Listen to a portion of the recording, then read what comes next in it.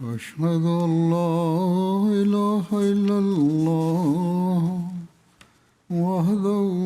لا شريك له وأشهد أن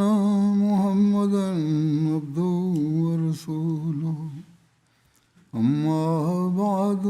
فأعوذ بالله من الشيطان الرجيم بسم الله الرحمن الرحيم الحمد لله رب العالمين الرحمن الرحيم مالك يوم الدين إياك نعبد وإياك نستعين اهدنا الصراط المستقيم صراط الذين أنعمت عليهم غير المغضوب عليهم ولا الضالين.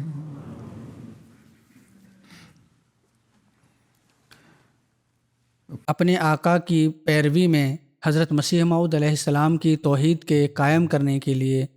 کوشش، آپ کے ویوہارک آچرن اور اپنے ماننے والوں کو نصیحتیں اور کس طرح ان کی تربیت آپ نے کی، آپ کرتے تھے، اس کے کچھ واقعات اور گھٹنائیں پرستت کروں گا۔ حضرت مسلح موعود رضی اللہ تعالی عنہ فرماتے ہیں، حضرت مسیح موعود علیہ السلام فرمایا کرتے تھے، کسی آدمی کا بیٹا مر گیا اور اس کا ایک دوست افسوس کرنے کے لیے اس کے پاس گیا تو وہ چیخ مار کر رو پڑا اور اسے کہنے لگا کہ خدا نے مجھ پر بڑا اتیاچار کیا ہے، مانو اس کا وچار یہ تھا کہ اس کا کوئی حق خدا تعالیٰ نے مار لیا تھا۔ حضرت مسیح موعود علیہ السلام کی بات بیان فرماتے ہوئے آپ نے آگے فرمایا، مگر سوچنا چاہیے کہ وہ کون سا حق ہے جو بندے نے خدا تعالیٰ پر قائم کیا ہے۔ مجھے تو ہمیشہ تعجب آتا ہے کہ وہ لوگ جو اپنی نماز، روزہ، زکوٰۃ، حج اور تقویٰ اور طہارت پر گرو کرتے ہیں، وہ تو کسی تکلیف کے موقع پر چلا اٹھتے ہیں کہ خدا تعالیٰ نے ہم پر ظلم کیا، لیکن ہندوستان کا وہ شرابی شاعر جو دین سے بالکل بے پرواہ تھا، ایک سچائی کی گھڑی میں باوجود شراب کا عادی ہونے کے خدا تعالیٰ کا الہام اس کے دل پر نازل ہوتا ہے اور وہ کہہ اٹھتا ہے، جان دی ہوئی اسی کی تھی، حق تو یہ ہے کہ حق ادا نہ ہوا۔ بس انسان کو ہر وقت یہی خیال رکھنا چاہیے کہ جو نعمتیں، جو اولاد ہمیں ملی ہے، اللہ تعالیٰ کے فضل سے، اس کی وجہ سے ملی ہے، اور یہ بات ہر چیز اس بات کا تقاضا کرتی ہے کہ ہم ہمیشہ اللہ تعالیٰ کے آگے جھکے رہیں، اس کی توحید کا اپنے ہر کرنی اور کتھنی سے اظہار کریں، اور کبھی ہلکا سا بھی شرک کا بندو ہم میں پیدا نہ ہو۔ کبھی یہ نہ سمجھیں کہ ہمارا کوئی اللہ تعالیٰ پر حق ہے، ذرا سی عبادت کرنے سے کوئی حق نہیں ادا ہو گیا، بلکہ ہم اپنے فائدے کے لیے کرتے ہیں۔ اتہ جس شاعر کا آپ نے ذکر کیا وہ تو یہی کہتا ہے کہ اللہ تعالیٰ نے جان دی تھی، پیدا کیا تھا اس دنیا میں اور ہم آئے اس دنیا میں، لیکن جو حق اس کے شکرانے کا ہمیں ادا کرنا چاہیے وہ ہم ادا نہیں کر سکتے۔ حضرت مسلح موعود رضی اللہ تعالیٰ عنہ اسی طرح حضرت مسیح موعود علیہ السلام کے اپنے ایک بیٹے کی وفات پر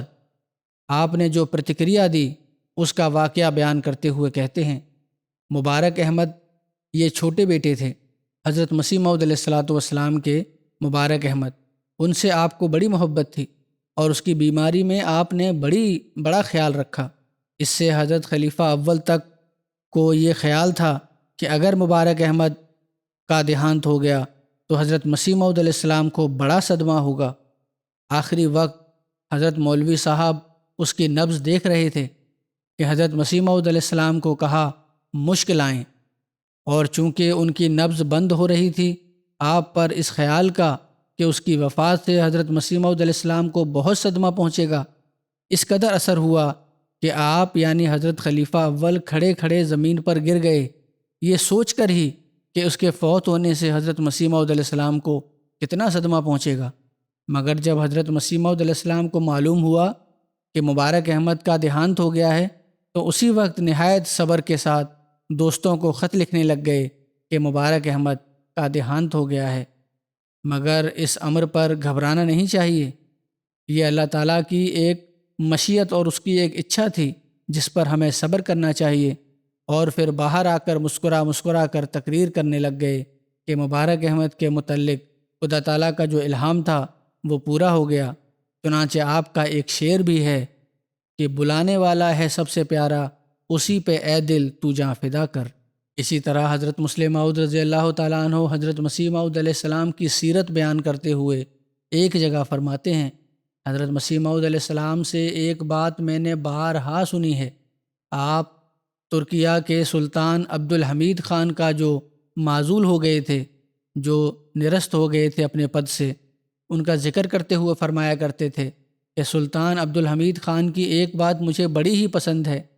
باوجود اس کے کہ بہت ساری اس کی باتیں غلط تھیں، لیکن آپ فرماتے تھے کہ یہ بات مجھے بڑی پسند ہے۔ وہ کیا ہے کہ جب یونان سے جنگ کا سوال اٹھا تو وہ وزیروں نے بہت سے عذر اور بہانے بنائے۔ دراصل سلطان عبدالحمید کا منشا تھا کہ جنگ ہو، مگر وزیروں کی اچھا تھی، اس لیے انہوں نے بہت سے عذر پیش کیے، بہانے بنائے وزیروں نے۔ آخر انہوں نے کہا جنگ کے لیے یہ چیز بھی تیار ہے اور وہ بھی تیار ہے، لیکن کسی اہم چیز کا ذکر کر کے کہہ دیا کہ فلاں امر کا انتظام نہیں۔ ٹھیک ہے، باتیں کیں، ہم تیار ہیں، لیکن یہ کمی ہے اور اس کمی کی وجہ سے بڑا مشکل ہے جنگ کرنا۔ مثلاً یوں سمجھ لو کہ انہوں نے کہا کہ، اور غالباً یہی کہا ہوگا کہ تمام یورپین طاقتیں اس وقت اس بات پر ایک مت ہیں کہ یونان کی امداد کریں، اس کی مدد کریں، اور اس کا ہمارے پاس کوئی علاج نہیں۔ حضرت مسیح موعود علیہ السلام فرمایا کرتے تھے کہ جب وزیروں نے اپنا مشورہ پیش کیا اور مشکلیں بتائیں اور کہا کہ فلاں چیز کا انتظام نہیں، تو سلطان عبدالحمید نے جواب دیا کہ کوئی خانہ تو خدا کے لیے بھی چھوڑنا چاہیے۔ حضرت مسیح موعود علیہ السلام سلطان عبدالحمید کے اس فکرے سے بہت ہی مزہ اٹھاتے تھے اور فرمایا کرتے تھے کہ مجھے اس کی یہ بات بہت پسند ہے کہ خدا پر اس نے بھروسہ کیا۔ توحید کے لیے حضرت مسیح موعود علیہ السلام کی غیرت کا ایک واقعہ بیان کرتے ہوئے حضرت صاحبزادہ مرزا بشیر احمد صاحب لکھتے ہیں کہ منشی ظفر احمد صاحب کپورتھلوی نے بذریعہ تحریر مجھ سے بیان کیا کہ حضرت مسیح موعود علیہ السلام کو سر درد کی تکلیف تھی، چکر آتے تھے۔ ایک ڈاکٹر کے بارے میں سنا گیا کہ وہ اس میں خاص مہارت رکھتا ہے، بڑا ماہر ہے چکروں کی تکلیف کا علاج کرنے کا۔ تو اسے بلوایا گیا، کرایہ بھیجا اسے اور کہیں دور سے بلایا۔ اس نے حضور کو دیکھا اور کہا کہ 2 دن میں آپ کو آرام کر دوں گا۔ یہ تو کوئی ایسی بات نہیں، 2 دن میں آپ کو ٹھیک کر دوں گا۔ یہ سن کر حضرت صاحب اندر چلے گئے اور حضرت مولوی نور الدین صاحب کو لکھ بھیجا کہ اس آدمی سے میں علاج ہرگز نہیں کرانا چاہتا، یہ کیا خدائی کا دعویٰ کرتا ہے۔ اس کو واپس کرایہ کے روپیہ اور کچھ 25 روپے بھیج دیے، دے کر اسے رخصت کر دیں۔ عطا ایسا ہی کیا گیا۔ اسی طرح حضرت مفتی محمد صادق صاحب حضرت مسیح موعود علیہ السلام کی سیرت بیان کرتے ہوئے یہ لکھتے ہیں کہ حضرت مسیح موعود علیہ السلام فرماتے تھے کہ خدا ان سے محبت کرتا ہے جو اس کی عظمت اور عزت کے واسطے جوش رکھتے ہیں۔ ایسے لوگ ایک باریک راہ سے جاتے ہیں اور ہر ایک ان کے ساتھ نہیں چل سکتا۔ جب تک خدا کے لیے جوش نہ ہو کوئی لذت انسان کو حاصل نہیں ہو سکتی۔ جب تک انسان کے دل میں اللہ تعالیٰ کے لیے ذاتی جوش نہ ہو اور نفس کی ملونی اور اپنے دنیاوی فوائد اور لابھوں کے خیال سے انسان خالی نہ ہو، تب تک اس کی کوئی عبادت اور صدقہ قبول نہیں ہوتا۔ بڑی اہم چیز ہے اپنے نفس کی ملاوٹ اور دنیا کے فائدے کے خیال سے انسان خالی نہ ہو، جب تک اس وقت تک اس کی کوئی عبادت اور صدقہ قبول نہیں ہوتا۔ جو آدمی خدا کے لیے جوش رکھتا ہے وہ اپنے ابنائے جنس یعنی اپنے منشیہ ہونے سے بڑھ جاتا ہے۔ ایسے لوگ خدا سے برکتیں پاتے ہیں۔ بس قبولیت دعا کے لیے یہ بھی ضروری ہے کہ توحید پر کامل یقین ہو اور ایمان ہو، اور اللہ تعالیٰ سے اس کی محبت حاصل کرنے کے لیے دعا سب سے پہلے ہو۔ جو لوگ لکھتے ہیں کہ ہم نے بہت دعا کی، ہم نے یہ کیا اور وہ کیا، نفل پڑھے، صدقے دیے، قبول نہیں ہوئے ہماری دعا، وہ ذرا اس بات پر غور کریں۔ یہ نسخہ حضرت مسیح موعود علیہ السلام نے بتایا ہے۔ حضرت مرزا بشیر احمد صاحب حضرت مسیح موعود علیہ السلام کی سیرت بیان کرتے ہوئے ایک جگہ بیان فرماتے ہیں کہ خدا نے بھی حضرت مسیح موعود علیہ السلام کی اس محبت کو ایسی قدر شناسی، ایسی عزت کی نگاہ سے دیکھا کہ جو اسی کی بے پایہ رحمت کا حق ہے اور اس کی بے نظیر قدر شناسی کے شایع نشان ہے۔ چنانچہ آپ کو سمبودت کر کے اللہ تعالیٰ فرماتا ہے، انتا منی بمنزلت توحیدی و تفریدی، انتا منی بمنزلت ولدی انی معاکا یا ابن رسول اللہ، یعنی چونکہ اس زمانے میں تو میری توحید کا علمبردار ہے اور توحید کے کھوئے ہوئے پونجی کو دنیا میں دوبارہ قائم کر رہا ہے، اس لیے اے مسیح محمدی تو مجھے ایسا ہی پیارا ہے جیسا کہ میری توحید اور میرا ایک ایشورواد۔ اور چونکہ عیسائیوں نے جھوٹ اور افتراء کے طور پر اپنے مسیح کو خدا کا اصلی بیٹا بنا رکھا ہے، اس لیے میری غیرت نے یہ مانگ کی ہے کہ میں تیرے ساتھ ایسا پیار کروں کہ جو اولاد کا حق ہوتا ہے، جس طرح اولاد سے پیار کیا جاتا ہے، تاکہ دنیا پر ظاہر ہو کہ محمد رسول اللہ صلی اللہ علیہ وسلم کے شاگرد تک اللہ تعالیٰ کے بچے کے مقام کو پہنچ سکتے ہیں۔ اور چونکہ تو میرے محبوب محمد مصطفیٰ صلی اللہ علیہ وسلم کے دین کی خدمت میں دن رات ڈوبا ہوا ہے اور اس کی محبت میں کھویا ہوا ہے، اس لیے میں تجھے اپنے اس محبوب کے روحانی بیٹے کی حیثیت میں اپنی لازوال اتھاہ محبت اور اپنی دائمی ساتھ کے تمغے سے نوازتا ہوں، تجھے یہ میڈل دیتا ہوں۔ یہ ہے اس الہام کا مطلب جو حضرت مسیح موعود علیہ السلام کو ہوا، جو میں نے پڑھا ہے بھی۔ آپ کی سیرت کے ضمن میں ہی حضرت مرزا بشیر احمد صاحب ایک جگہ لکھتے ہیں کہ حضرت مسیح موعود علیہ السلام کی بعثت اور آپ کا پرادربھاو کا بھاری ادیشیہ اور مقصد اسلام کی خدمت اور توحید کا قائم کرنا تھا، اور اس زمانے میں حقیقی توحید کا سب سے زیادہ مقابلہ اس زمانے میں مسیحیت یعنی عیسائیت کے ساتھ تھا۔ آج بھی کچھ علاقوں میں ہے جو توحید کی آڑ میں خطرناک شرک کی تعلیم دیتی ہے اور حضرت مسیح ناصری علیہ السلام کو نعوذ باللہ خدا کا بیٹا قرار دے کر اللہ تعالیٰ کے پہلو میں بٹھاتی ہے۔ اس لیے حضرت مسیح موعود کو عیسائیت کے خلاف بہت جوش تھا، اور ویسے بھی آپ کے منصب مسیحیت کا بڑا کام حدیثوں میں کسر صلیب ہی بیان ہوا ہے، یعنی صلیب کو توڑنا، عیسائیت کے زور کو توڑنا۔ اس لیے آپ حضرت عیسیٰ علیہ السلام کی وفات پر بہت زیادہ زور دیتے تھے، کیونکہ صرف اس ایک بات کے ثابت ہونے سے ہی عیسائیت کا خاتمہ ہو جاتا ہے، یعنی وفات مسیح کے نتیجے میں نہ تو الوہیت یعنی خدائی باقی رہتی ہے، اور نہ تثلیث کا نام و نشان قائم رہتا ہے، اور نہ کفارے کا مسئلہ اپنی بودی ٹانگوں پر کھڑا رہ سکتا ہے۔ بے شک وفات مسیح ناصری کا عقیدہ سوبھاوک روپ سے حضرت مسیح موعود علیہ السلام کی ایک اپنی صداقت کے ثبوت کے لیے بھی ایک پہلا زینہ ہے، مگر اس مسئلے کی اصل اہمیت جس کی وجہ سے حضرت مسیح موعود اس پر زیادہ زور دیتے تھے وہ موجودہ مسیحیت یعنی عیسائیت کا کھنڈن ہے۔ اس کا مطلب ہے کہ عیسائیت کا رد کرنے سے تعلق رکھتا ہے۔ چنانچہ اکثر فرمایا کرتے تھے کہ تم مسیح کو مرنے دو کہ اسی میں اسلام کی زندگی ہے۔ کاش ہمارے دوسرے مسلمان بھائی اس نقطے کو سمجھ کر کم از کم عیسائیت کے مقابلے میں تو ہمارے ہمنوا ہو جائیں۔ حضرت مسیح موعود کے دعوے کو ماننا یا نہ ماننا دوسری بات ہے، لیکن یہاں تو کم از کم مان لیں جہاں اسلام کی برتری ثابت ہوتی ہے۔ وصیت کے باطل عقیدے اور اس زمانے میں ان عقیدوں کے عالمگیر پھیلاؤ کا حضرت مسیح موعود علیہ السلام کے دل پر اتنا بوجھ تھا کہ آپ ایک جگہ درد اور تکلیف سے بے قرار ہو کر بڑے جوش کے ساتھ فرماتے ہیں کہ میں ہر دم اس فکر میں ہوں کہ ہمارا اور عیسائیوں کا کسی طرح فیصلہ ہو جائے۔ میرا دل مردہ پرستی کے فتنے سے خون ہوتا ہے اور میری جان عجیب تنگی میں ہے۔ اس سے بڑھ کر اور کون سی دلی درد کا مقام ہوگا کہ ایک عاجز اور کمزور انسان کو خدا بنایا گیا ہے اور ایک مشت خاک کو رب العالمین سمجھا گیا ہے۔ میں کبھی کا اس غم سے فنا ہو جاتا اگر میرا مولا میرے قادر توانا خدا مجھے تسلی نہ دیتا کہ آخر توحید کی فتح ہے۔ حضرت مسیح موعود علیہ السلام فرماتے ہیں خدا تعالیٰ اس بات کو جانتا ہے اور وہ ہر ایک بات پر بہتر گواہ ہے کہ وہ چیز جو اس کی راہ میں مجھے سب سے زیادہ سب سے پہلے دی گئی ہے وہ ایک مضبوط دل تھا، یعنی ایسا دل کہ حقیقی تعلق اس کا سوائے خدا تعالیٰ کے کسی سے نہیں تھا۔ میں کسی زمانے میں جوان تھا اور اب بوڑھا ہوا، مگر میں نے کسی حصہ عمر میں سوائے خدا تعالیٰ کے کسی کے ساتھ اپنا حقیقی تعلق نہ پایا۔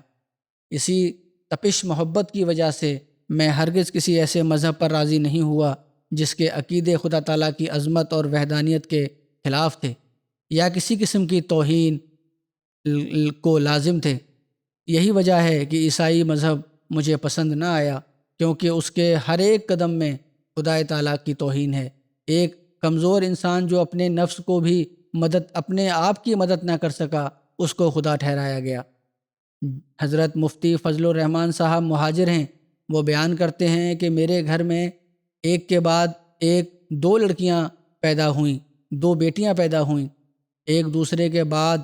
جو خدا کے فضل سے جب وہ بیان کر رہے ہیں کہتے ہیں کہ زندہ ہیں۔ اس کے بعد ایک لڑکا پیدا ہوا، وہ بھی نہ بولتا تھا نہ سنتا تھا۔ پہلا لڑکا جو عموماً بیمار رہتا تھا، دوسرا ہوشیار اور تندرست تھا۔ پہلے والا بتایا نہ اس کے بعد ہوا، وہ بیمار رہتا تھا، بولتا سنتا نہیں تھا۔ پھر دوسرا لڑکا پیدا ہوا، وہ تندرست تھا، اس کی عادت اور شکل و صورت کچھ ایسی دل لبھانے والی تھی کہ چھوٹی سی عمر میں وہ گھر کے سارے کام کرتا تھا اور ذرا سا اشارے سے بات کو سمجھ لیتا تھا۔ کہتے ہیں بہت ہوشیار لڑکا تھا، بڑا ذہین تھا۔ انہی وجوہات سے میری محبت اس سے بہت ہو گئی۔ پہلا لڑکا 4 سال کا ہو کر فوت ہو گیا جو بیمار تھا۔ دوسرا ابھی جو ذہین تھا، جب 4.5 سال کا ہوا تو اسے تیز بخار ہوا۔ میں نے بڑا علاج کرایا مگر کوئی فائدہ نہ ہوا، کوئی صورت نظر نہیں آئی۔ جس دن اس کی بیماری کو 15 دن گزرے تھے، اس کو سرسام یعنی انجائٹس کی طرح بیماری ہے جس میں دماغ کے پردوں میں ورم ہو جاتی ہے، یہ ہو گیا سرسام۔ میں نے حضرت صاحب کی خدمت میں دعا کے لیے ایک خط لکھا، یہ بڑا پیارا لڑکا ہے میرا، اس کے لیے دعا کریں بچ جائے۔ آپ نے اس پر جواب فرمایا کہ انشاءاللہ دعا کروں گا، پر اگر تقدیر مبرم ہے تو ٹل نہیں سکتی۔ ساتھ یہ بھی لکھ دیا، یہ پڑھ کر مجھے یقین ہو گیا کہ یہ بچہ بچ نہیں سکتا۔ چنانچہ اس کے چوتھے دن اس کی حالت بہت نازک تھی اور حضور اس دن گرداسپور والی تاریخ پر جانے والے تھے۔ میں چونکہ ہر تاریخ پر ساتھ جایا کرتا تھا حضرت مسیح موعود کے، اس لیے میں بھی حاضر ہو گیا جانے کے لیے۔ جب آپ گھر سے باہر تشریف لائے تو پہلے مجھے مخاطب کر کے فرمایا کہ تمہارے بچے کا کیا حال ہے؟ میں نے عرض کیا کہ حضور چل کے دیکھ لیں، ساتھ ہی گھر ہے، دیکھ لیں، بہت بری حالت ہے۔ جب آپ نے گھر آ کر بچہ دیکھا تو فرمایا یہ بہت بیمار ہے، آج تم گرداسپور نہ جاؤ، آج تم ہمارے ساتھ نہ جاؤ۔ آپ تشریف لے گئے اپنے سفر پر اور دوسرے دن 4 بجے کے قریب بچہ فوت ہو گیا۔ اس سے اگلے دن حضور 10 بجے گرداسپور سے واپس تشریف لے آئے۔ میں بھی سن کر آپ سے ہاتھ ملانے کے لیے آگے بڑھا۔ میری گود میں چھوٹی لڑکی تھی جو اس لڑکے سے چھوٹی تھی۔ مجھے دیکھ کر حضور نے فرمایا مجھے تمہارے بچے کی فوت ہو جانے کا بڑا افسوس ہے، مگر مجھے خیال تھا کہ تمہاری محبت اس کے ساتھ شرک کی حد تک پہنچی ہوئی تھی، اس لیے اس کا زندہ رہنا مشکل نظر آتا تھا۔ بہرحال میں نے تمہارے بچے کے لیے بڑی دعائیں کی تھیں، اللہ تم کو نعم البدل دے گا اور وہ سننے والا اور بولنے والا ہوگا، نیا بچہ دے گا جو سننے والا ہوگا اور بولنے والا ہوگا، صحیح طرح صحت مند ہوگا۔ چنانچہ اس کے بعد کہتے ہیں کہ فضل کریم پیدا ہوا، ان کے ایک بیٹے کا نام فضل کریم تھا۔ پھر عبدالحفیظ پیدا ہوا، پھر 2 ساکت حمل ہوئے اور دونوں لڑکے تھے وہ ساکت ہو گئے، لیکن بہرحال 2 بچے زندہ پیدا ہوئے۔ اس کے بعد پھر کہتے ہیں کہ ایک بیٹا پیدا ہوا، پھر عبداللہ، پھر عبدالکریم پیدا ہوا، پھر اس کے بعد احمد پیدا ہوا، اور خدا کے فضل سے 5 بچے اس کے بعد پیدا ہوئے۔ اللہ کے فضل سے سارے زندہ ہیں، لمبی عمر پانے والے تھے۔ بس اپنے صحابہ کو بھی توحید کا ہر سبق دے دیتے بس آپ اپنے صحابہ کو بھی توحید کا ہر سبق دے دیتے تھے، اور پھر ان کی دلداری کے لیے دعا بھی کی، اور اللہ تعالیٰ نے قبول فرماتے ہوئے 5 بیٹوں سے بھی ان کو نوازا۔ حضرت مسیح موعود علیہ السلام فرماتے ہیں خدا تعالیٰ چاہتا ہے کہ ان تمام روحوں کو جو زمین کے الگ الگ حصوں میں آباد ہیں، کیا یورپ میں اور کیا ایشیا میں، ان سب کو جو نیک فطرت رکھتے ہیں توحید کی طرف کھینچے اور اپنے بندوں کو دین واحد پر جمع کرے۔ یہی خدا تعالیٰ کا مقصد ہے جس کے لیے میں دنیا میں بھیجا گیا ہوں۔ سو تم اس مقصد کی پیروی کرو، مگر نرمی اور اخلاق اور دعاؤں پر زور دیتے ہوئے۔ پھر آپ فرماتے ہیں میری تمام تر خوشی اسی میں ہے اور میرے بھیجے جانے کا اصل مقصد بھی یہی ہے کہ خدا تعالیٰ کی توحید اور رسول کریم صلی اللہ علیہ وسلم کی عزت دنیا میں قائم ہو۔ حضرت پیر افتخار احمد صاحب آپ کی سیرت بیان کرتے ہوئے فرماتے ہیں کہ حضرت مسیح موعود علیہ السلام کے ایک خادم پیراں دتا نام تھے۔ وہ کہتے ہیں ہم سب ان کو اسی نام سے پکارتے تھے، پیراں دتا، مگر حضور علیہ السلام جب بلاتے تو پیری دتا فرماتے۔ پیری دتا پیراں دتا نہیں بلکہ پیری دتا، یعنی میرے پیر، اللہ کا دیا ہوا۔ یہ وہ توحید ہے جو حضور کو اللہ تعالیٰ فرماتا ہے کہ خذو التوحیدہ التوحیدہ یا ابناء الفارس، کہ اے ابناء فارس توحید کو پکڑو۔ بس یہ الہام اپنی بقا اور اندر کی ترقی کے لیے آپ کی نسل بلکہ ہر ماننے والے کو سامنے رکھنا چاہیے، ہر بیت میں آنے والے کو سامنے رکھنا چاہیے۔ آپ کی بیت میں آ کر سب آپ کے نام میں شامل ہو گئے ہیں، بچوں میں شامل ہو گئے ہیں، نسل میں شامل ہو گئے ہیں۔ اگر اسے پکڑے رہیں گے توحید کو تو دین اور دنیا میں عزت ملے گی، ورنہ نہ کوئی خونی رشتہ فائدہ دیتا ہے، نہ صرف بیعت کرنا فائدہ دیتا ہے۔ حافظ محمد ابراہیم صاحب رضی اللہ تعالیٰ عنہ بیان کرتے ہیں کہ پہلی دفعہ جب کہ میں حکیم عبدالعزیز اور حکیم عطا محمد صاحب حضرت مسیح موعود علیہ السلام کی خدمت مبارک میں حاضر ہوئے، ان دنوں بھی حضور گرداسپور میں تشریف رکھتے تھے۔ حضور کمرے سے باہر تشریف لانے لگے تو ہم تینوں دروازے کے پاس کھڑے تھے۔ میں نے اور حکیم عبدالعزیز صاحب نے حضور کو السلام علیکم کہا اور حضور سے مصافحہ کیا، مگر بھائی عطا محمد صاحب حضرت مسیح موعود علیہ السلام کے قدموں پر گر پڑے۔ حضور نے ان کو بازو سے پکڑ کر اٹھایا اور فرمانے لگے اللہ تعالیٰ نے مجھ کو اس زمانے میں اس شرک کو مٹانے کے لیے ہی تو مبعوث فرمایا ہے۔ پیروں کو چومنا شرک ہے۔ پھر آپ نے ان سے بھی مصافحہ کیا۔ اسی طرح حضرت مرزا بشیر احمد صاحب بیان کرتے ہیں کہ قاضی محمد یوسف صاحب پشاوری نے مجھے بتایا، یعنی خط کے ذریعے، کہ میں جب شروع میں قادیان گیا تو ایک آدمی نے اپنے لڑکے کو حضرت صاحب کے سامنے ملاقات کے لیے پیش کیا۔ جس وقت وہ لڑکا حضرت صاحب سے مصافحہ کے لیے آگے بڑھا تو اظہار تعظیم کے لیے حضرت کے پاؤں کو ہاتھ لگانے لگا، جس پر حضرت صاحب نے اپنے مبارک ہاتھوں سے ایسا کرنے سے روکا، اور میں نے دیکھا کہ آپ کا چہرہ سرخ ہو گیا اور آپ نے بڑے جوش میں فرمایا کہ انبیاء دنیا میں شرک مٹانے آتے ہیں اور ہمارا کام بھی شرک مٹانا ہے، نہ کہ شرک کو قائم کرنا۔ حضرت مسیح موعود علیہ السلام فرماتے ہیں میں اس بات کا سخت مخالف ہوں کہ کوئی میری تصویر کھینچے۔ تصویر کے بارے میں بھی یہاں وضاحت ہو جاتی ہے۔ بہت سارے لوگ غلط طریقے سے تصویریں اپنی بھی، مسیح موعود علیہ السلام کی بھی، اپنے عزیزوں اور رشتہ داروں کی بھی رکھتے ہیں، اس لیے میں یہ بیان کر رہا ہوں۔ فرماتے ہیں کہ میں اس بات کا سخت مخالف ہوں کہ کوئی میری تصویر کھینچے اور اس کو بت پرستوں کی طرح اپنے پاس رکھے یا شائع کرے۔ میں نے ہرگز ایسا حکم نہیں دیا کہ کوئی ایسا کرے، اور مجھ سے زیادہ بت پرستی اور تصویر پرستی کا کوئی دشمن نہیں ہوگا، لیکن میں نے دیکھا ہے کہ آج کل یورپ کے لوگ جس آدمی کی کتابوں کو دیکھنا چاہیں تو پہلے اچھک ہوتے ہیں کہ جو اس کی تصویر دیکھیں۔ یورپ کے ملک میں فراست اور دور درشٹی کے گیان کو بہت ترقی حاصل ہے، اور اکثر ان کی کیول تصویر کو دیکھ کر پہچان لیتے ہیں کہ ایسا مدعی سچا ہے یا جھوٹا، اور وہ لوگ ہزاروں کوس دور ہونے کے مجھ تک پہنچ نہیں سکتے اور نہ میرا چہرہ دیکھ سکتے ہیں، لہٰذا اس ملک کے اہل فراست تصویر کے ذریعے سے میرے اندرونی حالات پر غور کرتے ہیں۔ کئی ایسے لوگ ہیں کہ انہوں نے یورپ یا امریکہ سے میری طرف چٹھیاں لکھی ہیں، خط لکھے ہیں، اور اپنی چٹھیوں میں لکھا ہے کہ ہم نے آپ کی تصویر کو غور سے دیکھا اور علم فراست کے ذریعے سے ہمیں ماننا پڑا کہ جس کی یہ تصویر ہے وہ جھوٹا نہیں ہو سکتا۔ اور ایک امریکہ کی عورت نے میری تصویر کو دیکھ کر کہا، حضرت مسیح موعود علیہ السلام کو یہ لکھا کہ تصویر دیکھ کر کہ یہ یسوع یعنی عیسیٰ علیہ السلام کی تصویر ہے۔ بس اس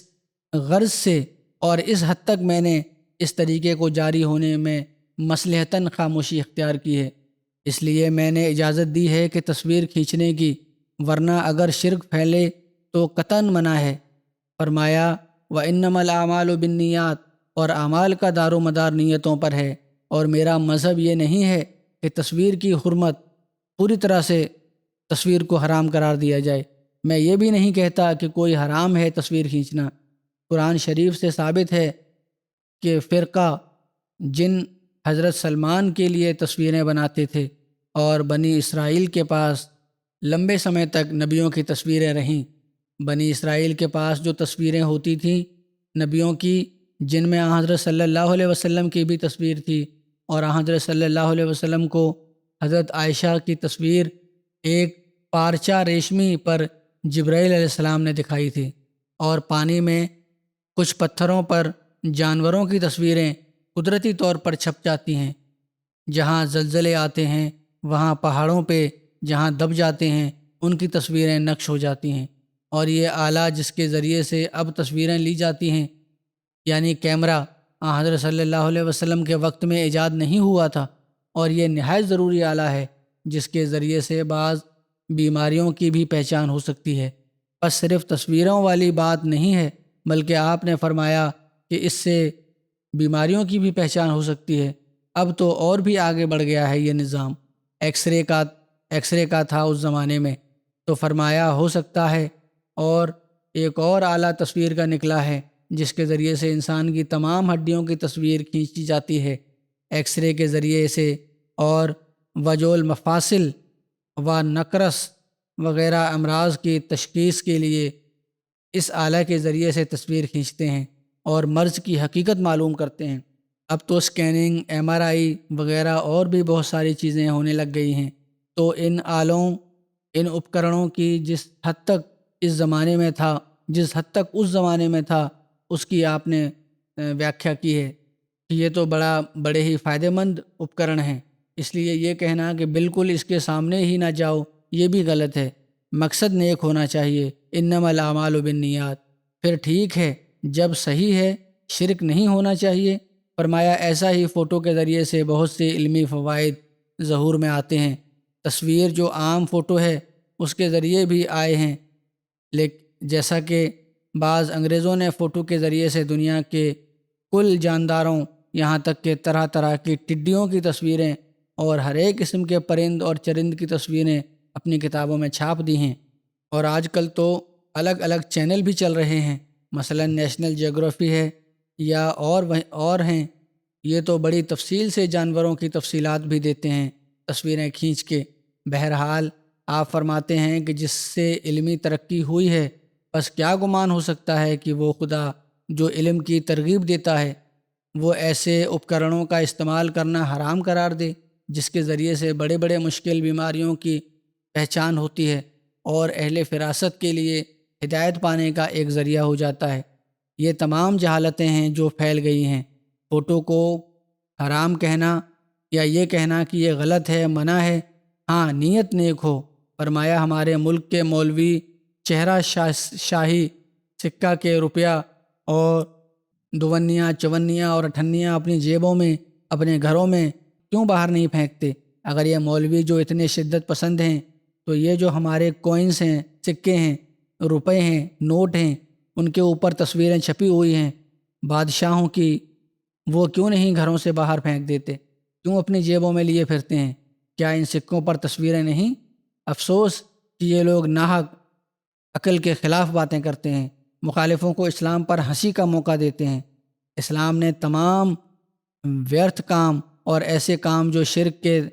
سمرتھک ہیں حرام کیے ہیں، نہ ایسے کام جو انسانی علم کو ترقی دیتے اور بیماریوں کی پہچان کا ذریعہ ٹھہرتے اور اہل فراست کو ہدایت کے قریب کر دیتے ہیں۔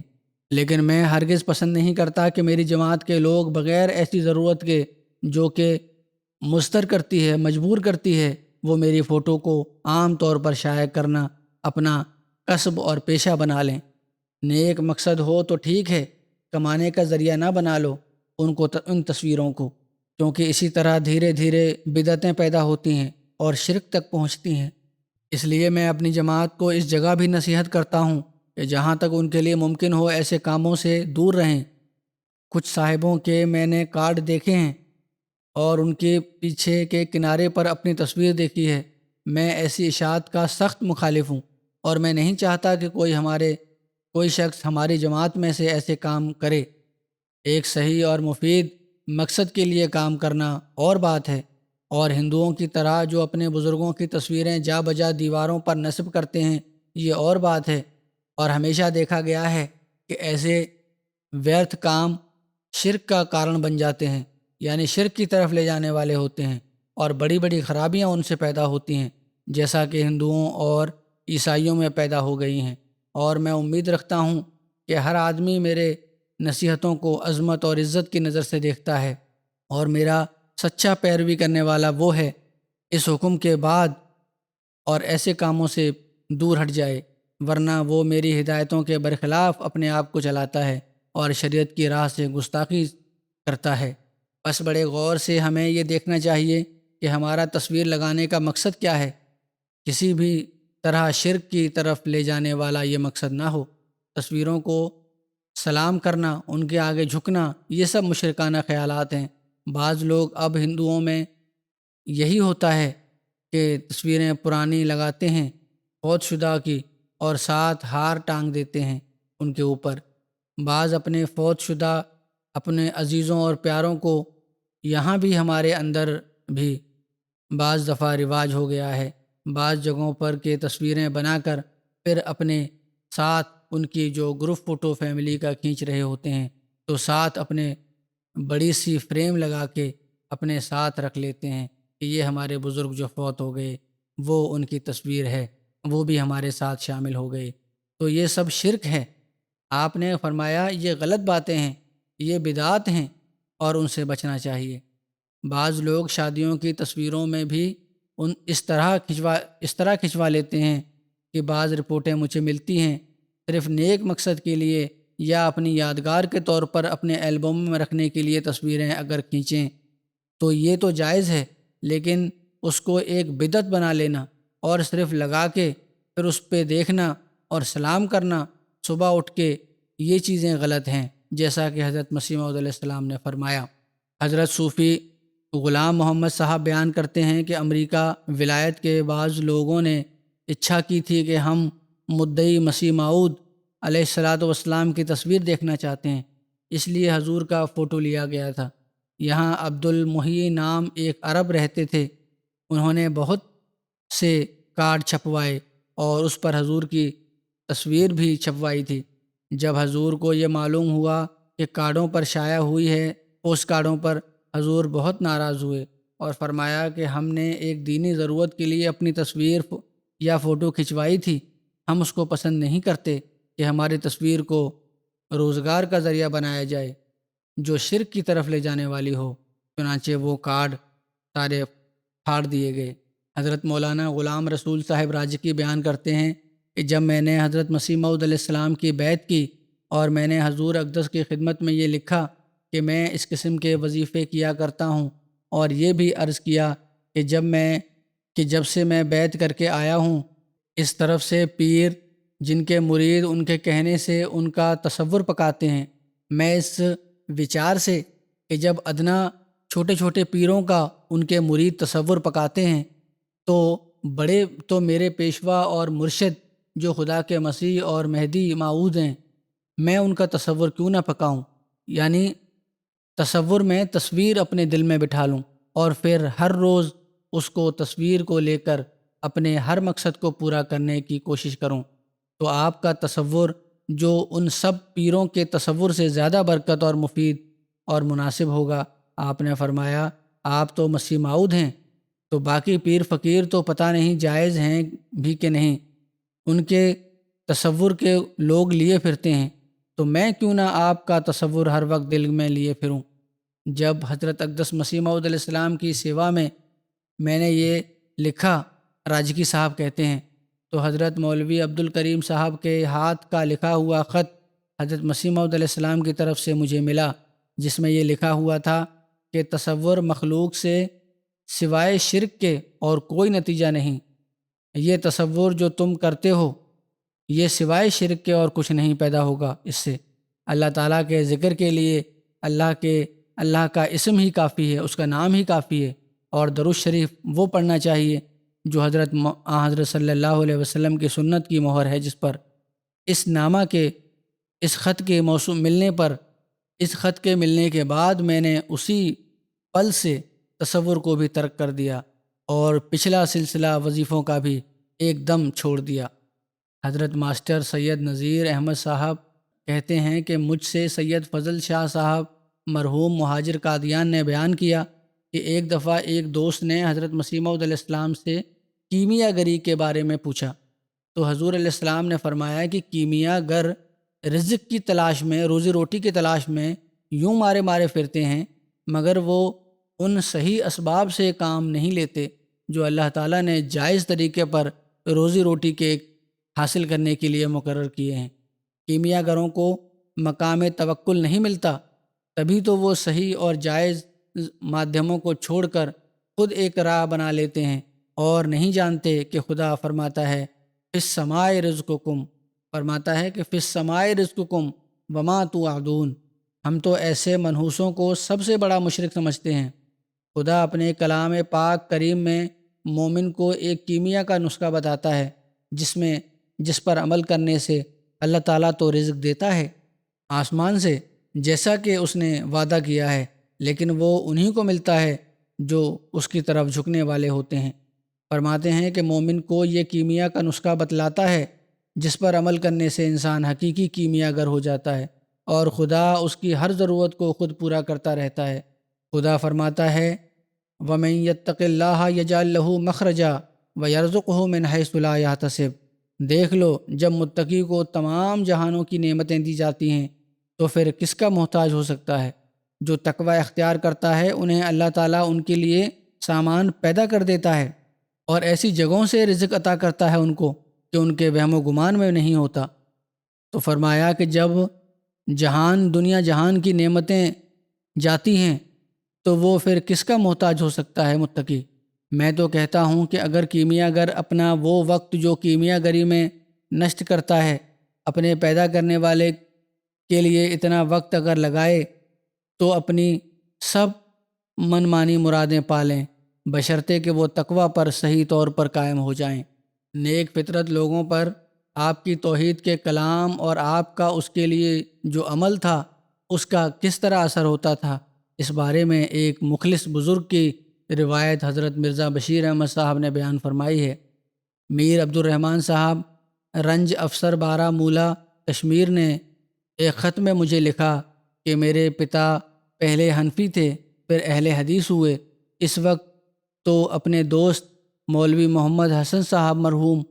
آسنور کے نواسی کو کہا کرتے تھے کہ ہم لوگ اب بڑے توحید پرست ہونے کا دعویٰ کرتے ہیں، ممکن ہے کوئی ایسی جماعت اور نکل آئے جو ہم کو بھی مشرک گردہ سمجھے۔ والد صاحب فرماتے چنانچہ ایسا ہی ہوا، کیونکہ ہم لوگ حضرت عیسیٰ علیہ السلام کو مردوں کو زندہ کرنے والے اور پرندوں کے پیدا کرنے والے مانتے ہیں، لیکن جب میرے کانوں نے یہ شعر حضرت اقدس مسیح موعود علیہ السلام کا سنا، ہے وہی اکثر پرندوں کا خدا، اس خدا دانی پہ تیرے مرحبا، مولوی صاحب یہی توحید ہے، سچ کہو کس دیو کی تقلید ہے۔ اس وقت مجھے ہوش آیا اور میں نے تم دونوں بھائیوں کو سری نگر اپنے ماموں کے پاس چھوڑا اور قادیان پیدل چلا گیا اور وہاں بیت سے مشرف ہوا۔ اسی بات نے مجھے تبلیغ کر دی۔ حضرت مولانا غلام رسول صاحب راجکی بیان کرتے ہیں کہ تقریباً 1901 کی بات ہے، ایک بار میں حضرت اقدس مسیح موعود علیہ السلام کی دربار میں حاضر ہوا کہ حضور علیہ السلام نے توحید باری تعالیٰ پر ایک تقریر فرمائی اور اس میں آپ نے فرمایا کہ کچھ لوگ کسی کے احسان پر الحمدللہ کہنے کے بغیر ہی جزاکم اللہ کہہ دیتے ہیں، حالانکہ بنظر غائب دیکھا جائے، یعنی دوربین نظر سے اگر گہرائی سے دیکھا جائے تو معرفت کا یہ کلمہ بھی اپنے اندر ایک طرح کا شرک کا پہلو رکھتا ہے، کیونکہ احسان کرنے والے کی ذات اور وہ چیز جس کے ذریعے وہ محسن بنا ہے وہ بھی در حقیقت اللہ ہی کی پیدا کی ہوئی چیزیں ہیں۔ اس لیے ممنون احسان کو چاہیے کہ وہ جزاکم اللہ کہنے سے قبل اللہ تعالیٰ کی توصیف اور تمہید بیان کرے اور احسان ہونے پر الحمدللہ کہے، کیونکہ معرفت اور حقیقت کے لحاظ سے یہ ضروری ہے کہ سب سے اول خالق یعنی پیدا کرنے والے، چیزوں کے پیدا کرنے والے کا شکریہ ادا کیا جائے اور پھر جزاک اللہ اس شخص کو بھی کہہ دیا جائے۔ حضرت بھائی عبد الرحمن صاحب قادیانی حضرت مسیح موعود علیہ السلام کے آخری سفر لاہور کی تفصیلات پر مشتمل ایک مضمون میں لکھتے ہیں کہ دن چڑھا، منتظمین نے دعوت کے انتظام شروع کیے اور ہوتے ہوتے سمانت مہمان اور شریفوں کی سواریاں آنے لگیں، مگر حضرت کی طبیعت، حضرت مسیح موعود علیہ السلام نے وہاں خطاب کرنا تھا، لیکن حضرت صاحب کی طبیعت بدستور نڈھال اور کمزور تھی، اور کمزوری کا یہ حال تھا کہ اس کی موجودگی میں حضور کو تقریر کر سکنے کی قطعاً کوئی امید نہ تھی، اور اسی خیال سے حضور نے حضرت مولوی نور الدین صاحب، مولانا نور الدین صاحب رضی اللہ تعالیٰ عنہ کو حکم بھیجا کہ آپ ہی آنے والے مہمانوں کی روحانی دعوت کا کچھ سامان کریں۔ پس وقت پر حضرت مولوی صاحب نے تقریر شروع فرما دی، مگر تھوڑی ہی دیر بعد وہ ماہ منور اور خورشید انور بنفس نفیس ہم پر ہمارے سامنے حاضر ہو گئے، یعنی حضرت مسیح موعود علیہ السلام تھوڑی دیر بعد خود ہی تشریف لے آئے۔ حضرت مولانا نور الدین صاحب نے تقریر بند کی اور حضور نے کھڑے ہو کر حاضرین کو خطاب کیا۔ حضور علیہ السلام نے کھڑے ہو کر حاضرین کو خطاب فرماتے ہوئے کم سے کم 3 گھنٹے تک ایسی زوردار تقریر کی، کہاں تو بیماری کی یہ حالت تھی کہ کھڑا ہونا مشکل تھا، اور کہاں جب آپ آئے تو 3 گھنٹے تک پرزور اور پرمعارف اور علم و معرفت سے بھری ہوئی تقریر آپ نے کی کہ اپنے تو درکنار غیر بھی اش کر اٹھے اور ہمیں اور پورے دھیان سے سنتے رہے کہ مانو ان پر جادو کر دیا گیا ہو، اور اسی روحانی معاہدے کی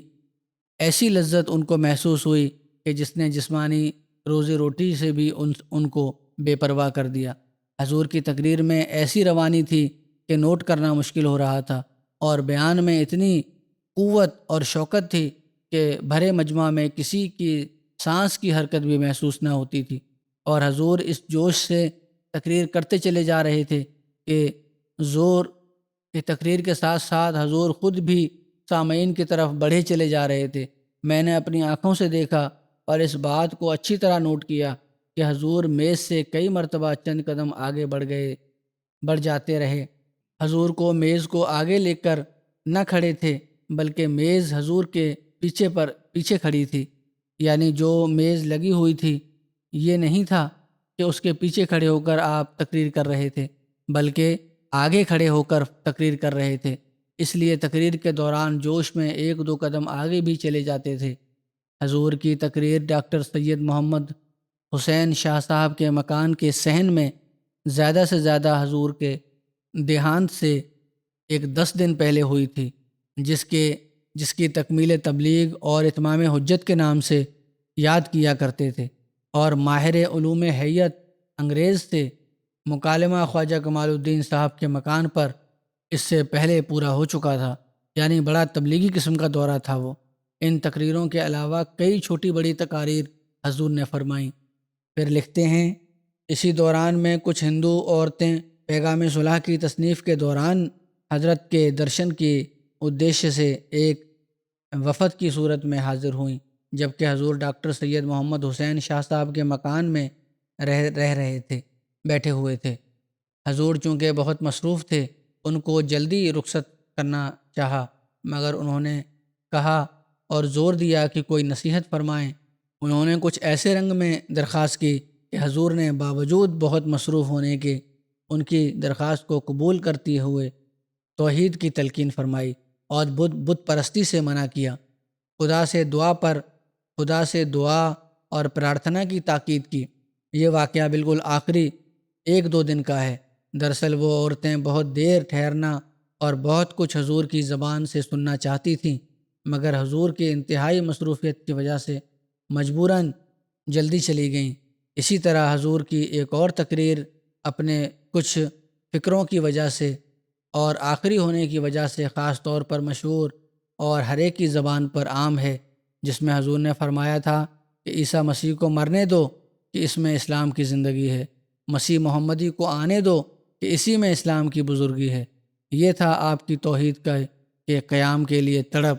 بیماری اور مصروفیت کے ہونے کے باوجود اسلام کا پیغام اور توحید کے پیغام کو پہنچانے کے لیے آپ نے کسی بات کی پرواہ نہیں کی،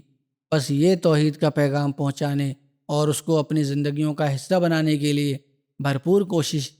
کی ہے،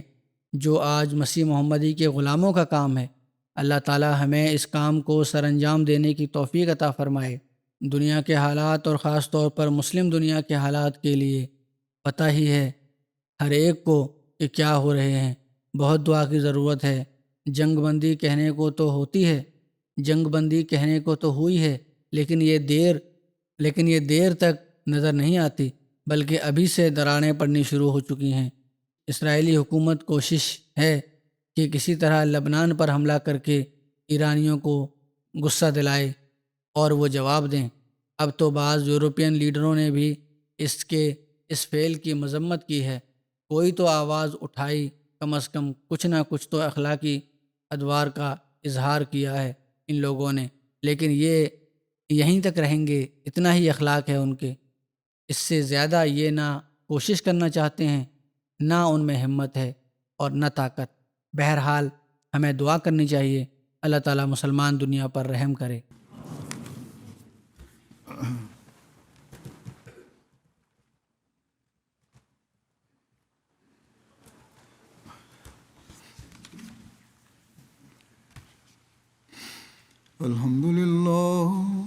الحمد لله نحمده ونستعينه ونستغفره ونؤمن به ونتوكل عليه ونعوذ بالله من شرور أنفسنا ومن سيئات أعمالنا من يهده الله فلا مضل له ومن يضلل فلا هادي له ونشهد أن لا إله إلا الله ونشهد أن محمدا عبده ورسوله عباد الله رحمكم الله إن الله يأمر بالعدل والإحسان وإيتاء ذي القربى وينهى عن الفحشاء والمنكر والبغي يعظكم لعلكم تذكرون اذكروا الله يذكركم وادعوه يستجب لكم ولذكر الله أكبر